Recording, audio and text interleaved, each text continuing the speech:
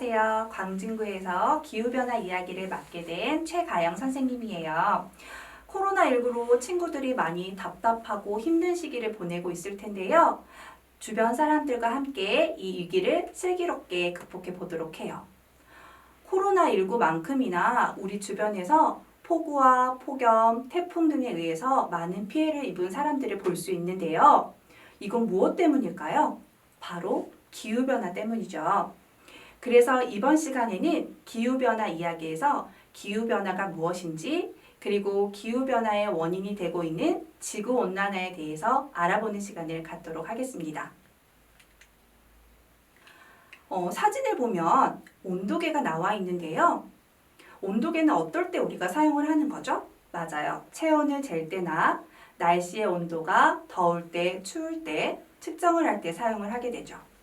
혹시 친구들은 지구의 온도가 몇 도인지 아시나요? 지구의 평균 온도는 약 15도 정도가 되는데요. 100년 사이에 지구의 평균 온도는 0.87도 정도 오르고 우리나라 같은 경우는 1.8도 정도 올랐다라고 해요. 지구의 온도를 올리는 건 무엇 때문일까요? 지구의 온도가 이렇게 올라가면 우리에게 어떤 일들이 일어날까요? 그래서 선생님하고 같이 기후변화 이야기에서 기후변화에 대해서 이야기를 나눠볼 건데요. 기후변화가 뭘까요? 친구들이 기후가 변화된다라고 이야기하는 것 같은데요. 맞아요. 그러면 기후변화에 나오는 기후, 그리고 날씨는 어떤 차이가 있는지 함께 알아보도록 할게요. 날씨는 우리가 매일 경험하는 온도와 바람, 비의 상태를 이야기를 합니다.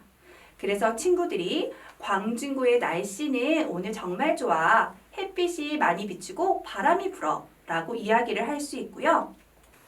기후는요, 수십 년간 관측한 한 지역의 날씨를 평균화한 것이라고 생각할 수 있어요. 날씨는 매일매일 달라지기 때문에 변화가 크고 기후 같은 경우는 평균화한 것이기 때문에 변화가 크지 않겠죠? 변화가 크지 않는 기후가 변화되기 시작을 했어요. 그래서 이 기후의 변화의 요인으로는 자연적인 요인과 사람에 의한 인위적인 요인으로 나눌 수가 있는데요. 자연적인 요인으로는 펑 하고 폭발하는 화산 폭발에서 화산재와 화산가스, 그리고 우리가 돌고 있는 태양의 공전 궤도의 변화에 의해서 변화가 일어납니다. 사람에 의한 인위적인 변화로는 산업화 시대가 되면서 자주 사용하고 있는 자동차의 배기가스, 그리고 공장의 매연 등을 들 수가 있겠습니다. 그럼 지구가 점점 기온이 올라가고 있는데요. 자연적인 요인뿐만 아니라 사람에 의해서 다양한 대기오염들에 의해서 지구의 온도가 올라가는 이것을 우리가 지구온난화라고 할 수 있습니다. 지구는 들어오는 태양 에너지와 방출되는 복사 에너지로 온도가 조절이 되는데요. 지구에 태양 에너지가 들어오면 지구의 온도가 올라오게 됩니다. 지구는 온도를 조절하기 위해서 복사 에너지를 방출하면서 지구의 온도를 내려가게 되죠. 이때 방출되는 태양 에너지의 일부가 온실가스에 머물렀다가 다시 지구로 방출하게 되는 겁니다. 그림을 한번 보시면 어떤 그림으로 보이시나요? 비닐하우스로 이루어져 있는 것도 보이실 수도 있고 또는 유리로 되어 있는 식물원을 생각하실 수 있는데요. 이 비닐하우스는 태양빛은 그대로 들어오게 하면서 방출되어 나가는 에너지를 붙잡아 두어 이 실내의 온도를 일정하게 유지시켜 줍니다. 만약에 비닐하우스의 비닐의 두께가 더 두꺼워지면 어떻게 될까요? 들어오는 태양빛은 그대로 흡수하고 나가는 복사 에너지를 더 많이 붙잡아 두기 때문에 이 비닐하우스의 안의 온도는 더 올라가게 될 것입니다. 지구에도 비닐하우스와 같은 현상이 나타나는데요. 우주에서 들어오는 태양 에너지를 밖으로 나가지 못하고 가두게 하는 비닐, 이 비닐의 역할을 온실가스가 하게 됩니다. 그리고 이 현상을 우리가 온실효과라고 할 수 있겠죠. 그러면 우리 지구를 덥게 만드는 온실가스. 온실가스에는 총 6가지가 있는데요. 우리가 쉽게 알 수 있는 이산화탄소와 그리고 메탄, 그리고 수소불화탄소, 과불화탄소, 육불화황, 그리고 아산화질소가 있습니다. 우리가 이 온실가스는 어디에서 많이 만들어지는지 배출원에 대해서 그럼 알아볼까요? 온실가스 중에서 가장 많은 양을 차지하고 있는 건 이산화탄소인데요. 이산화탄소는 탄소가 포함된 화석연료가 완전 연소가 되었을 때 많이 만들어집니다. 화면에서 보는 것과 같이 자동차에 나오는 배기가스와 공장 굴뚝에서 나오는 매연이 여기서 이산화탄소가 많이 발생됩니다. 그림을 한번 볼까요? 내가 핸드폰을 사용할 때 엄마가 TV를 보고 있을 때도 이산화탄소가 나온다고요? 그림을 보면 집에서 많이 사용하고 있는 가전제품인데요. 가전제품을 사용할 때 이산화탄소가 나온다고 합니다. 우리가 실제로 가전제품을 사용할 때 이산화탄소가 눈으로 보이지는 않지만 전기를 만들어내는 과정에서 발전소에서 많은 양의 이산화탄소가 만들어지겠죠. 온실가스의 두 번째는 메탄입니다. 메탄을 보니 음모하고 소의 그림이 그려져 있네요. 혹시 친구들 소 방귀새라고 들어보셨나요? 우리가 알고 있는 돼지나 소 같은 가축이 방귀를 뀌거나 트름을 할 때 메탄가스가 나온다라고 하죠. 유럽의 한 도시에서는 소가 방귀를 낄 때마다 세금을 부여한 소 방귀세를 도입을 했고요. 그만큼 소에서 많은 양의 메탄가스가 나온다는 걸 알 수 있습니다.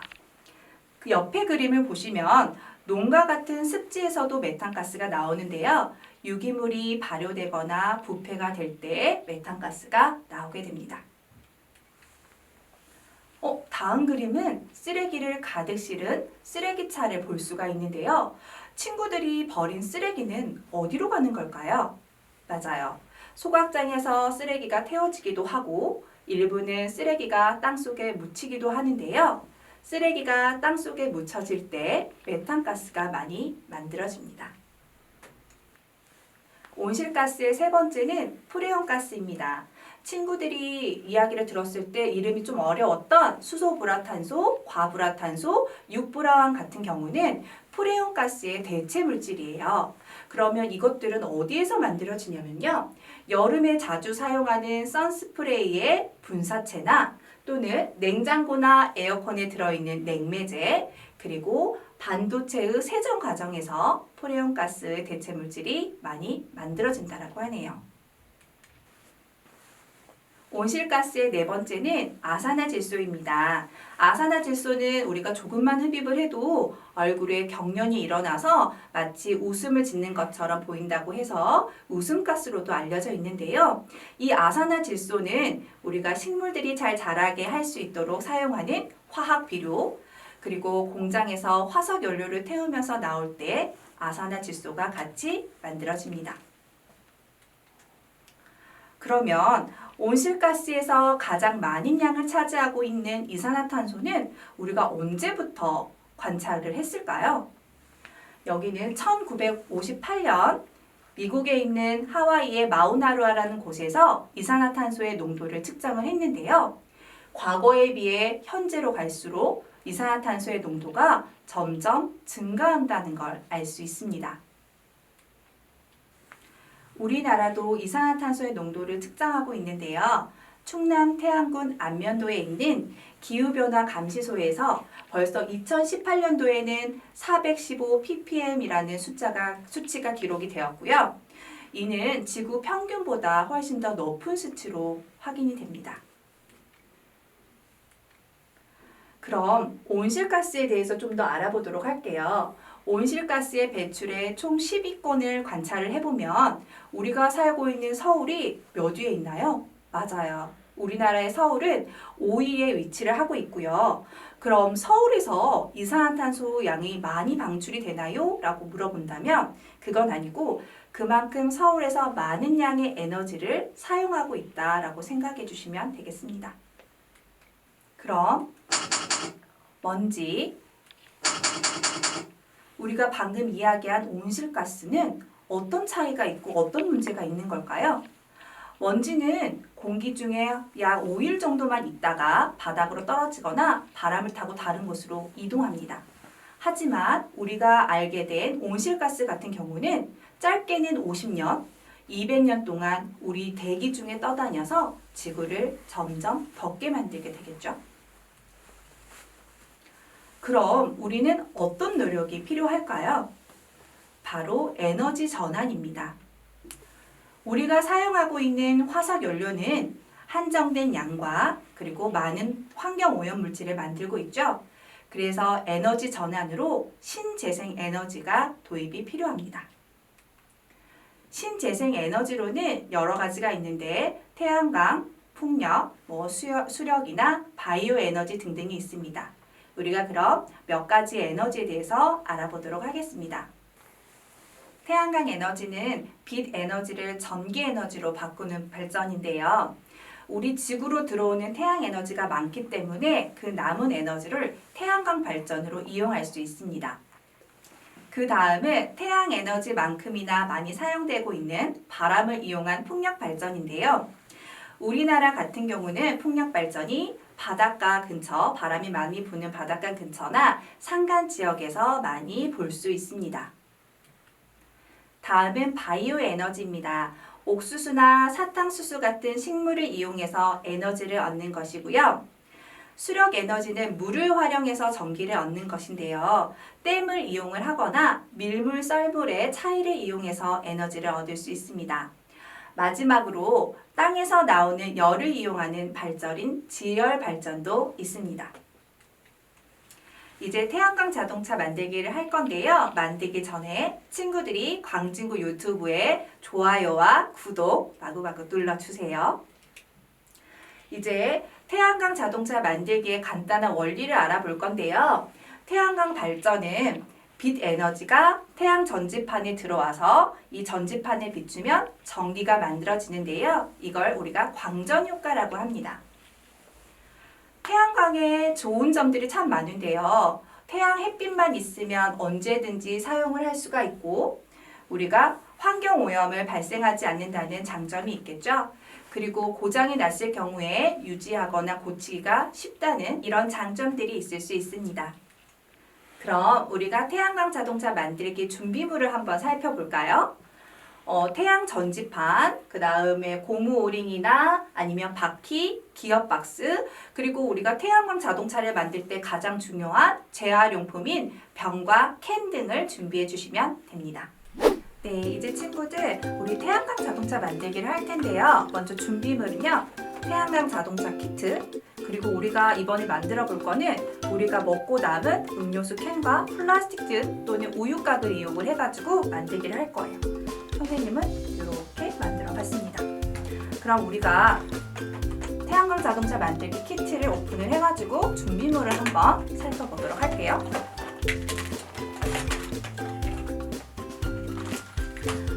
바퀴나 아니면 기어박스 같은 경우 앞바퀴 축은 플라스틱에 붙었기 때문에 하나씩 떼서 분리해 주세요. 그리고 중요한 부품들은 여기 비닐 안에 들어있는데요.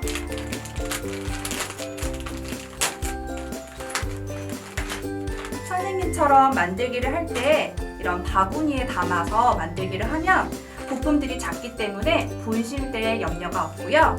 또 중요한 점은 친구들이 이 태양 전지판을 궁금해서 마구 만지는 경향이 있어요. 뒤에 전선들이 끊어지면 태양 전지판이 사용을 할 수 없기 때문에 이것도 조심해 주세요.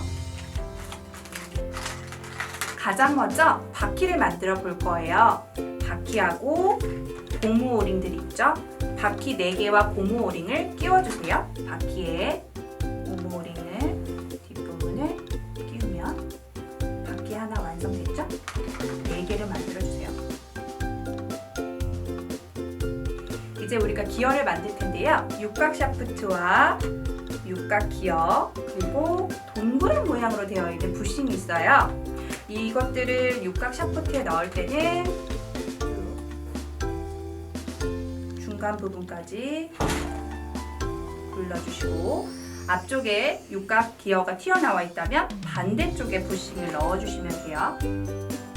부싱은 고정이 되지 않기 때문에 친구들이 떨어지지 않도록 한 켠에 두시면 될 것 같고요.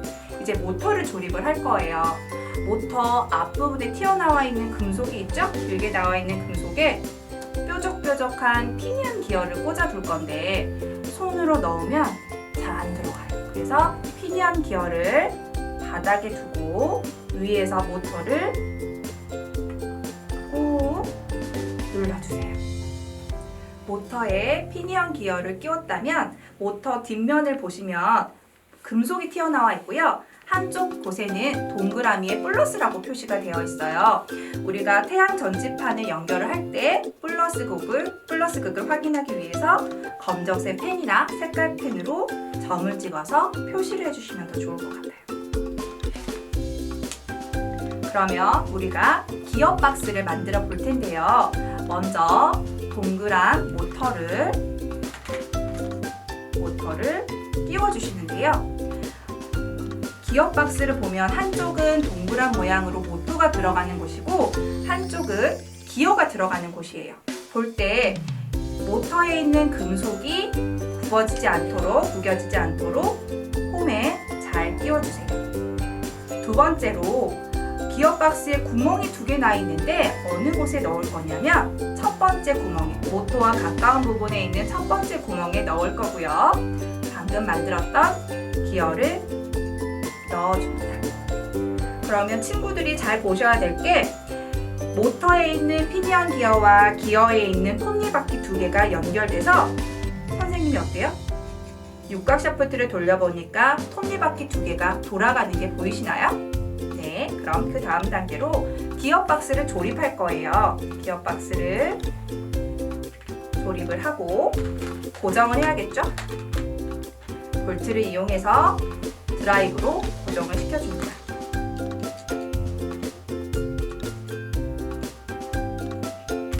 그럼 이제 바퀴를 끼워 볼 건데요.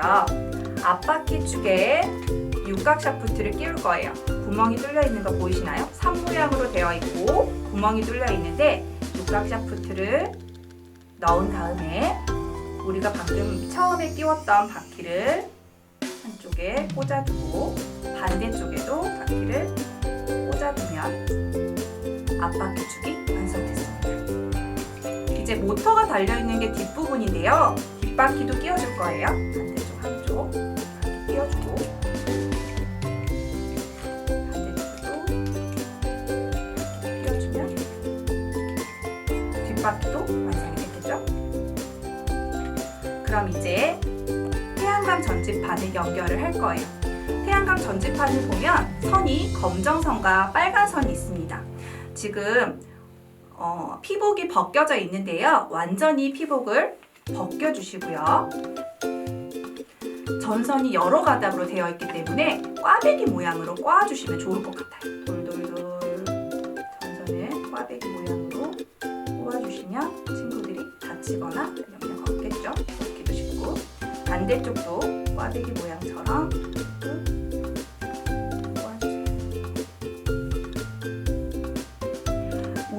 모터에 태양 전지선을 연결을 할 건데 선생님이 모터에 검정색으로 표시를 했던 거 기억나시죠? 그쪽 부분은 플러스 극이에요.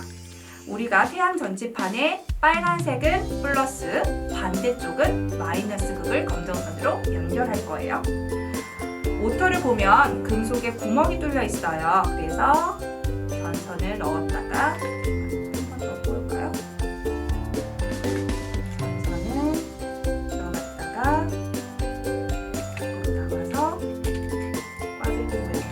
연결해주고 반대편도 완전히 들어갔다가 나와서 꽈배기처럼 연결해주면 태양 전지판이 연결됐습니다.